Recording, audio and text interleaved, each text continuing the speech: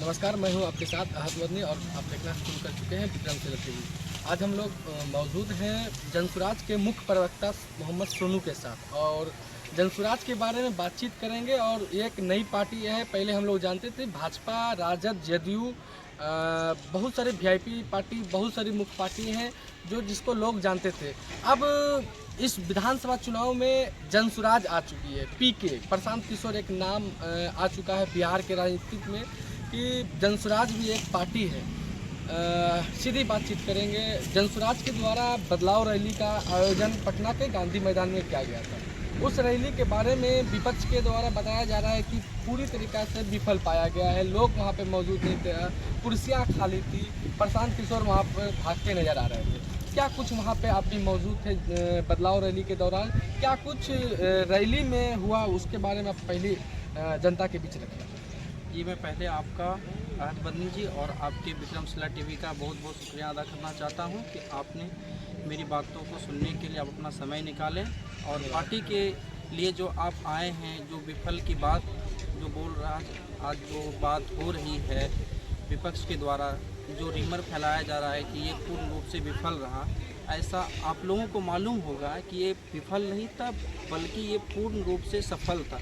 क्योंकि ये 6 महीना की पार्टी जो अक्टूबर में गठन होती है और 6 महीना में इतनी बड़ी सभा को आयोजित करती है, ये प्रशांत किशोर जी के लिए और हम जैसे जनसुराजी साथियों के लिए ये बहुत ही सौभाग्य की बात हुई कि हम लोग इतने बड़े नेता के पीछे हम लोग अपने लोगों के साथ गए।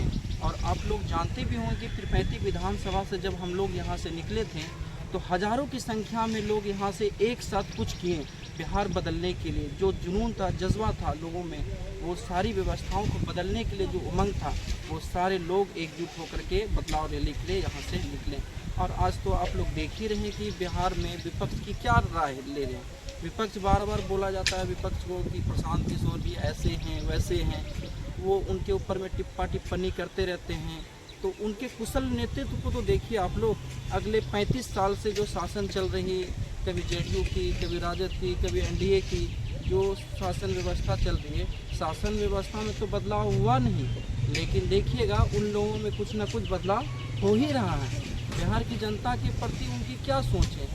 अभी बात पे मीडिया के कुछ कर्मी लोग दिखा रहे हैं कि ये पूर्ण रूप से विफल हुआ। वो वैसे मीडिया के कर्मी लोग हैं जो सच्चाई को हमेशा छिपाना चाहते हैं, और जो सच्चाई को दिखाना चाहते हैं तो ऐसे बहुत सारे सैकड़ों के मीडिया कर्मी लोग हैं जो कि प्रशांत किशोर जी की सफल आयोजन सभा को दिखा रहे हैं और वो पूर्ण रूप से सफल था।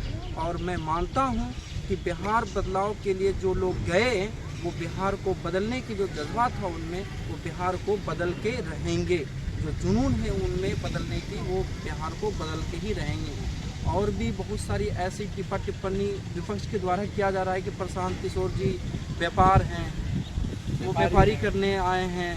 तो उनको मैं बता देना चाहता हूँ कि कोई व्यापार नहीं है। अगर व्यापारी करना चाहते हैं तो वो व्यापारों को यहाँ ला करके जो है उद्योग धंधा बैठाएंगे, ताकि आप लोग देख सकते हैं बगल में अगर देखते होंगे कि मजदूर लोग काम धंधा करते रहते हैं।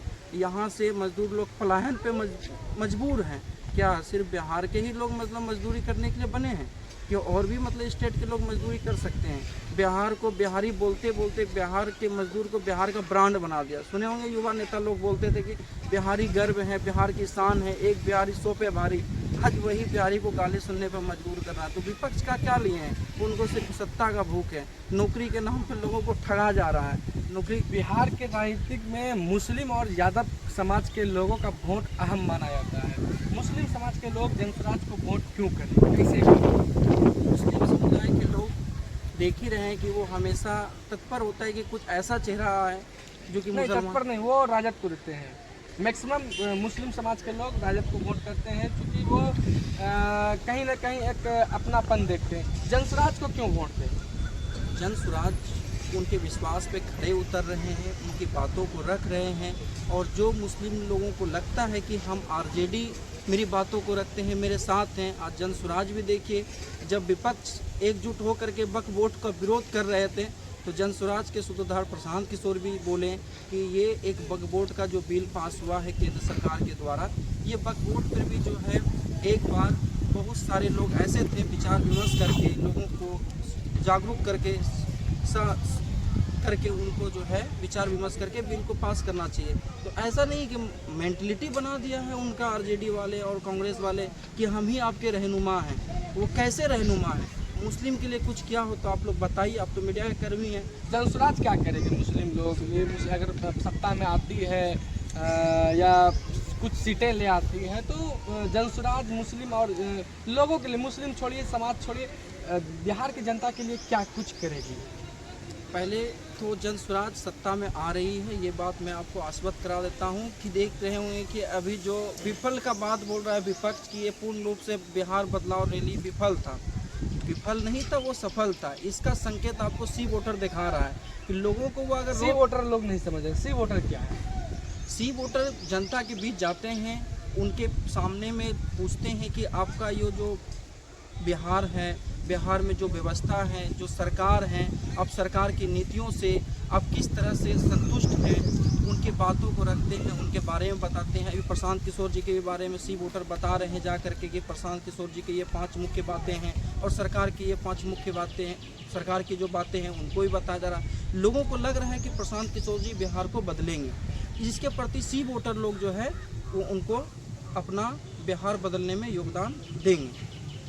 जनसुराज पार्टी, प्रशांत किशोर जी अगर सत्ता में आते हैं तो पहला कार्य क्या होगा? क्योंकि बिहार में शिक्षा का बदहाल है, बच्चों को शिक्षा नहीं मिल पाता है, मिड डे मील नहीं मिल पाता, आंगनबाड़ी में बच्चों को पोषाहार नहीं मिल पाता, शिक्षा नहीं मिल पाती है। उसको लेकर क्या करेंगे जनसुराज?